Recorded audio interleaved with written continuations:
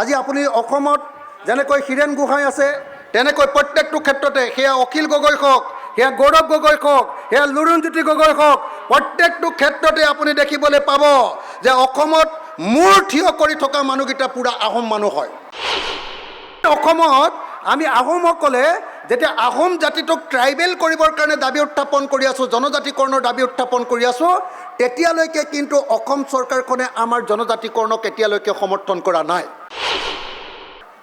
সেইকাৰণে মই ভাবোঁ যে আজিৰ অসমৰ এখন আটাইতকৈ ডাঙৰ যি আমাৰ আন্তৰ্জাতিক মেডাম মেফি অনুষ্ঠিত হৈছে, এই মেডাম মেফিত উপস্থিত থকা প্ৰত্যেকজন আহোম মানুহ আৰু অসমীয়া মানুহে সংকল্প ল'ব লাগে আৰু এই মেডাম মেফিত প্ৰস্তাৱ গ্ৰহণ কৰিব লাগে যে বৰ্তমান চৰকাৰখনে নিৰ্বাচনৰ আগতে আমাৰ আহোমসকলক জনজাতিকৰণ কৰাৰ ব্যৱস্থা গ্ৰহণ কৰিব লাগে, আৰু যদিহে আহোমসকলৰ এই জনজাতিকৰণক স্বীকৃতি নিদিয়ে তেতিয়াহ'লে আমি এই দলক কেতিয়াও ক্ষমা নকৰিম। এই কথাটো এই মেডাম মেফিৰ পৰা আমাক জনাই দিয়াৰ ব্যৱস্থা গ্ৰহণ কৰিব লাগে।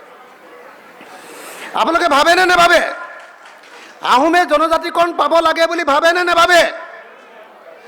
আহোমে অসমত জনজাতিকৰণ পাব লাগে বুলি ভাবে নে নাভাবে?